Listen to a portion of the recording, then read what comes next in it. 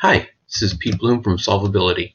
Today we're going to be talking about using Skype for Business from a presenter's point of view. So let's just say you want to have a meeting with your team. And basically we would start with the calendar. In Office 365, Skype's kind of tied all together with that. So when you create an online meeting using your calendar, it basically lets you add Skype right in there. So here's what we're going to do. We're going to go say New. And we'll give it a name.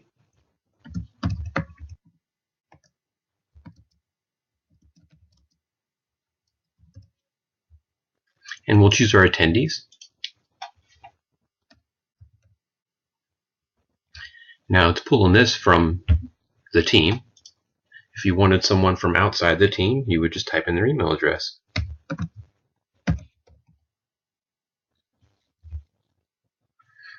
This would be from outside. Then you basically scroll down and you select online meeting.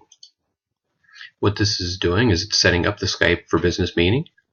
And down below, you'll see here in the body of the email, it added join online meeting, and that is what the participants would click on to participate.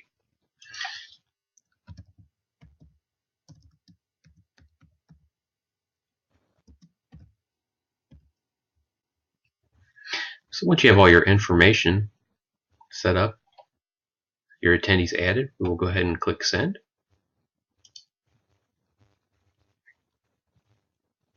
So now we've got our new meeting. And when it's time for the meeting, what we're going to do is the person who is the presenter, who is using the Skype for Business tool, which is part of Office 365, they would basically come to their little Skype for Business box. And there's a calendar section there, so no matter which tab you happen to be on at the time, you just go over to the little one for your meetings, and you find the meeting, and you would basically double click on it to get it to start up. Now if your Skype for Business is not open, usually it's going to be running, and it'll be down over here in the bottom right corner. There's this little arrow, and if you click that, you can usually find your Skype for Business right in there. You'll see the little symbol for it. So that's what you would do. So then basically you would just double click on this to start your session. Once you start your session, this is basically what you get, and this is the presenter's tool for administering the meeting. Some things that you have right off the bat that you can see is over here on the left. There's a little conversation window. This is you can do chat during the meeting. And there's some little tools down here if you wanted to add an attachment or something like that. If you want to control actions for the entire group, you click on participant actions, and you can basically you can see mute them.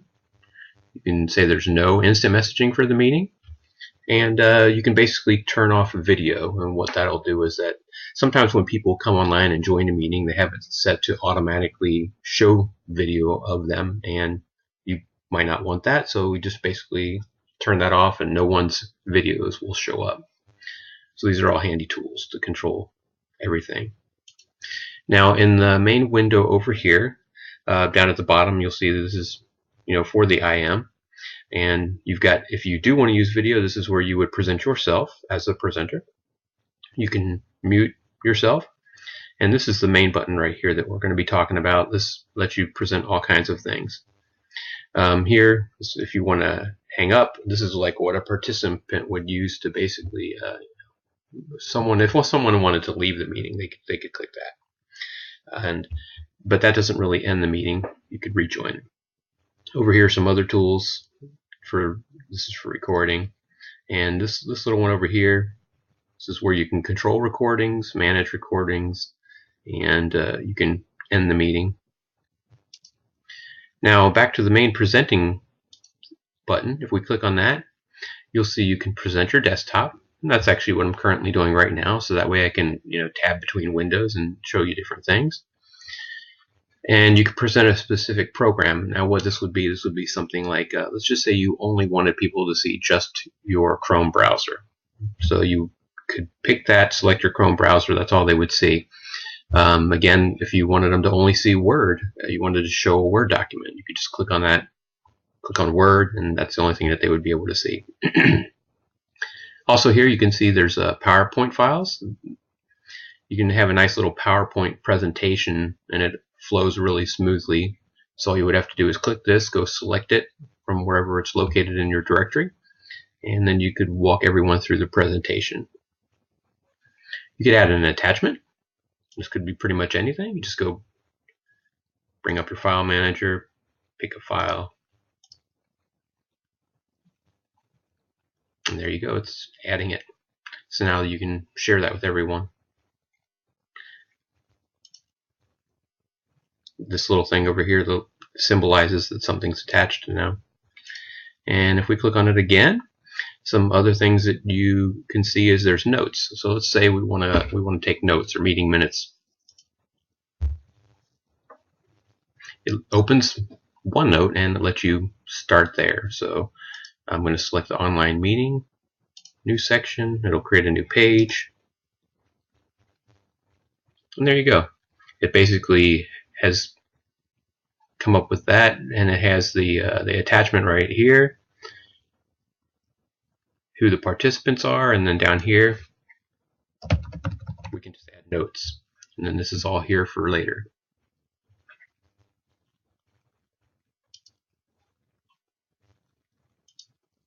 Now if you've been going in the meeting for a while and you need to switch back and forth between things, obviously you can use your Alt tab if they're still open. Or one other thing you can do is you can manage things. Here if we go manage presentable content, you'll see that I'm sharing my desktop. If there were other things that were also being shared, they would be in this list. All you basically have to do is, you can stop presenting, or sometimes if there's one that says like something else, you can interact with that as well. Attachments. So different attachments could be uploaded during a meeting, and you can open it, remove it. You have the ability to control all that as well. Managing notes basically takes you back to the same thing that we were already at. It's just to go directly to the notes specifically. And that kind of covers all the little fun things that we can do here. So that's basically it. There's a chance to get more in depth with individual things, and I may be presenting that to you in the future. Have a great day.